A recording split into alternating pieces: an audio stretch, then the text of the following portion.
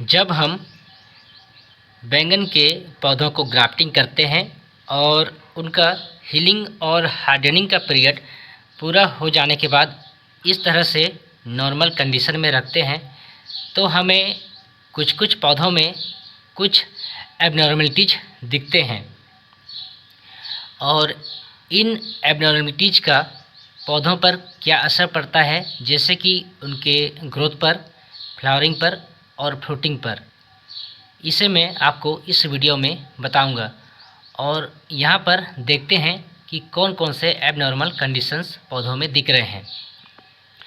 पहला, यहाँ पर हम देख सकते हैं इन पत्तियों में ये जो मार्जिन्स में कुछ कुछ सूखे हुए भाग हैं और इनके सूखने का कारण स्कॉर्चिंग है।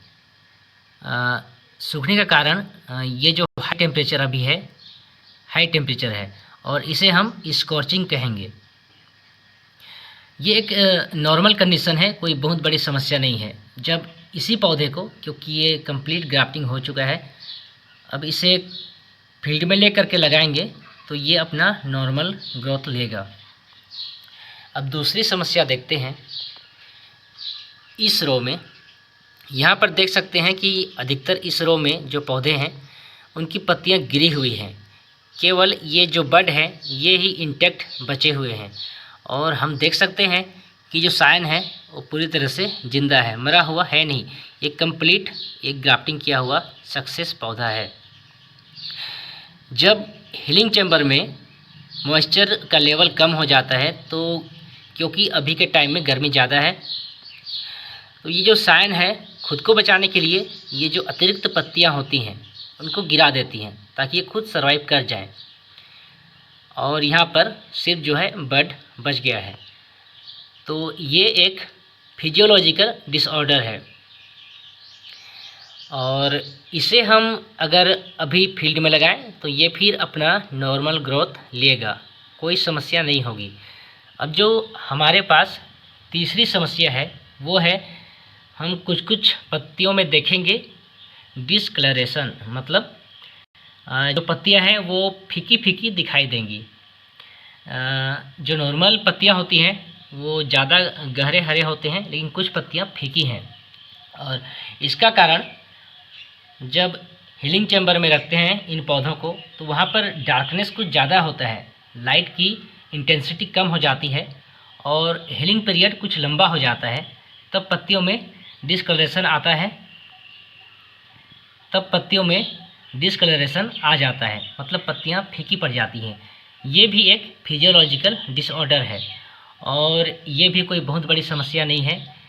जब हम इसी पौधे को, जैसे कि ये वाला, इसे फील्ड में लेकर जाएंगे, नॉर्मल कंडीशन में लगाएंगे तो ये वापस से अपना नॉर्मल ग्रोथ लेना चालू कर देगा। तो ये जो तीन समस्याएं हैं ये अबायोटिक स्ट्रेस के कारण हुई है। इसमें कोई भी बायोटिक कंडीशन नहीं है, मतलब पैथोजन से हुई डिजीज नहीं है। फिजियोलॉजिकल डिजीज एक ऐसी डिजीज होती है जो कि पैथोजन से नहीं होती, ये सिर्फ अबायोटिक कंडीशंस, अबायोटिक फैक्टर्स से होती है। और जब इन्हीं पौधों को वापस फील्ड में लगाते हैं तो ये छोटी मोटी जो समस्याएं होती हैं ये इनका ऑटो करेक्शन हो जाता है। तो जब भी आप कभी ग्राफ्टिंग करते हैं और ये जो मैं तीनों कंडीशंस दिखा रहा था पौधों के एबनॉर्मल दिखने का, ये कोई बहुत बड़ी समस्या नहीं है। और जब फील्ड में लगाते हैं पौधों को वापस से, तो फिर पौधे अपना नॉर्मल ग्रोथ लेना स्टार्ट कर देते हैं। क्योंकि पौधे, ये बैंगन के पौधे पेरेनियल होते हैं, तो ये जो समस्या है इसके लिए मामूली सा होता है। एक्चुअल में चाहे पौधा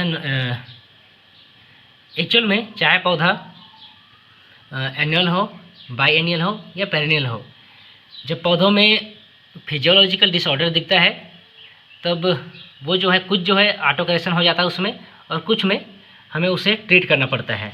जैसे राइस में जो जिस राइस में खैरा रोग दिखता है उसके लिए जिंक अप्लाई करते हैं, लेकिन यहाँ पर किसी तरह का कोई भी ट्रीटमेंट देने की ज़रूरत नहीं है, ये खुद ही अपने आप करेक्शन इसमें हो जाता है।